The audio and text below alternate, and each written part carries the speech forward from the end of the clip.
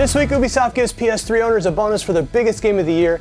Team Ninja's making huge changes to one of its franchises. Crytek's working on a sequel to something no one asked for, and Dark Souls excessively punishes early players. I'm Handsome Tom, and welcome to the Game Heroes Weekly News. Ubisoft announced a nice little extra for Assassin's Creed Revelations on the PS3. The original Assassin's Creed will be included on the Blu-ray disc on the soon-to-be-released game. That's an amazing extra. But here's the catch. Assassin's Creed will only be available to people who buy Revelations on release day. This is great news for people who may have missed out on the game which started the franchise, or for gamers who simply want to replay the original in order to piece together the convoluted Assassin's Creed story. As for Xbox owners, don't worry too much about not getting this extra. The original Assassin's Creed can be easily found for less than $10 at most retail stores. Assassin's Creed Revelations hits stores on November 15th. The developers will be scaling down the difficulty in the new Ninja Gaiden 3 mode called Hero Mode, which will have automatic dodging and blocking of most enemy attacks. The reason Team Ninja is doing this is to allow players to experience the game's story in the upcoming game. Along with the fleshed out story, the director promises to make Ryu a more relatable character. For those hardcore Ninja Gaiden fans out there, don't worry, you haven't been forgotten. The game will include a more familiar, super hard mode for serious veterans. Like this guy. These are some interesting changes, especially for a super difficult series which doesn't really have much of a story. We'll see if these changes make a great series even better, or they ruin it completely. Like Team Ninja's last release, Metroid Other M for the Wii. Thinking about that story makes me want to punch someone in the face. Ninja Gaiden 3 is set to release in the first quarter of 2012.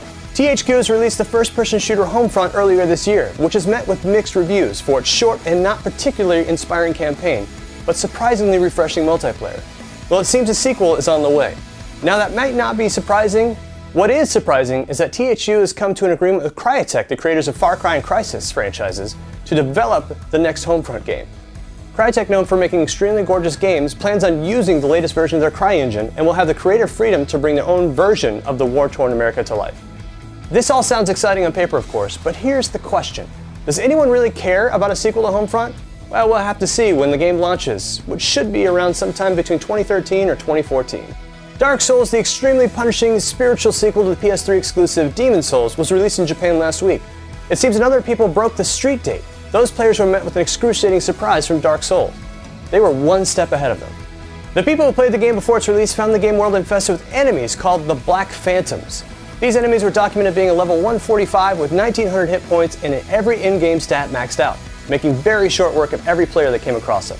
You bet those players will think twice before they break a street date. Dark Souls is set to release in North America October 4th, and let this be a lesson for all the people who plan to break the street date. Finally, here's this week's new game releases, and there really isn't that much to get excited about. X-Men Destiny, the latest game from two human developer Silicon Knights, pretty much hits every platform under the sun. The Splinter Cell HD collection will be available for the PS3. Supremacy MMA will be punching its way onto the 360 and PS3. Driver San Francisco will finally be available on the PS3. National Geographic Challenge will be available on the 360, PS3, and Wii. Solar Turbo Red Hunter on the DS. Fishing Resort and the Ultimate Battle of the Sexes for the Wii. Resident Evil Code Veronica HD will be available for download Tuesday on PS3 and Wednesday on 360. And finally, The Binding of Isaac, created by one of the developers behind the amazing Super Meat Boy, hits PC on Wednesday. For more kick-ass content, please make sure to check out thegameheroes.com. I'm Handsome Tom. See you guys next time.